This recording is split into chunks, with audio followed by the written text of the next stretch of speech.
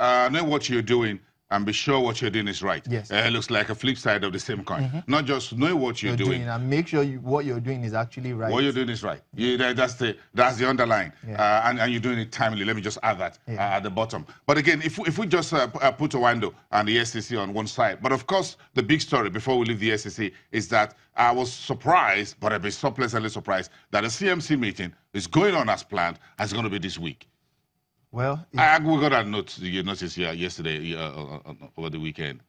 Yes, and that then again it still speaks to the fact that the company is moving on. They are going to, the SEC. Yes, they are going to keep doing what they are doing, and at the end of the day, it still boils down to what new regulations are going to come in. Are we going to see some form of new law on maybe share structure or share ownership and the likes? But so far, I don't think there's going to be any huge penalty for Oando. So, and regardless of that, Nigerian investors were very sentimental. So if I'm going to make money, I really don't care if they're changing the management or give me a return. Just give me me returns on investment. It all boils down to this, and we all know what it means.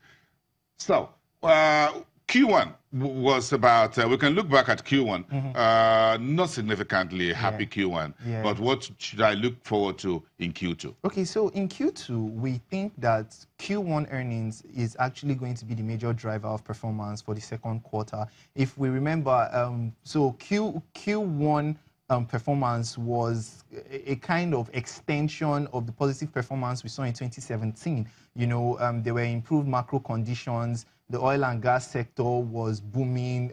We had peace in the Niger Delta. So all these factors cumulated into the positive performance we saw in the equities market. And as such, it filtered into the first month of the year. As of January, we were up at about 17%. We're one of the top performing indices in the world as of January this year. You know, so looking at Q2 2018, we know that positive performance of a lot of these companies, we're talking about companies in the banking sector, consumer goods, industrial goods. So far, a lot of them have actually released very impressive full year 2017 earnings. So we think that momentum is actually going to be sustained into the first quarter of Q1. So by the time Q1 earnings results actually come out, we expect them to be very positive. While that is going on one hand, on the flip side, you're also looking at average volumes that have been traded. So as of December last year, average volume that was traded was about 452 million in that region.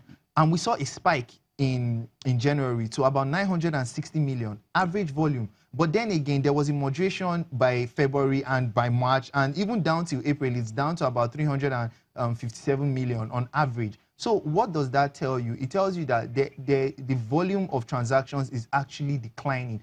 If you also remember, there has... the question is why? Yeah. Okay, so it's a number of things. Here, first off is the fact that a large volume of investors that are playing in the Nigerian market are actually foreign investors.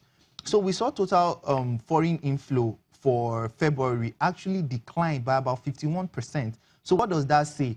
Foreign investors are no longer as active. I mean, for an investor that came in this time last year, he has made probably 40–50% return on his investment. So there is no need to still stay put in the market. And also considering the fact that 2018 is a pre-election cycle, there is a lot of uncertainty going on. Are investors holding back their purse a little bit or zipping it up just a little? It's a very small window. So it's a waiting game. While we saw that there was a decrease in inflow, we also saw that there was also a decrease in outflow. That means the money is not going out. It's still here. But they aren't playing as actively as they were in the first quarter from December to January. Put the money in the markets, put the money in equities, hold on a second, fold hands, and watch the game. Exactly. So, but now again, since they have exited their positions, what we envisage is they are waiting for Q1 2018 figures. So if they are positive, we're going to see that volatility come back in again. To the upside. Yes, to the upside. Because at the end of the day, sad as it may seem, our local investors actually mirror the performance of our foreign investors. So if foreign investors are selling down, locals too will start selling. But then again, this is where the volumes conflict. foreign investors play at a larger volume than our domestic, both retail and institutional. So when foreign investors are no longer active, the trading volumes within the local investors is actually minimal. And if we keep seeing that sell-off, market is going to continue to plummet. So my look, my thinking is, where would I still see that volatility to the upside this year? Second quarter, part of third quarter, before the political waters get too hot to handle. The concern is that by the second half of the year, it's now is going to be we're in a full election cycle, because there will be less attention paid to governance, quote unquote, and more attention. The Minister of Finance will disagree with you. Well, she said there will be no. They're going to focus on the economy, and that they would not leave the economy on the sidewalk. She's not a career politician. She's not vying for public office. You know, she has a job to do regardless of what is going on in the political scene. So I definitely believe her when she says her own focus is going to be on the economy and making sure that, you know, they don't allow any leakages or any issues that may arise. They're not going to happen.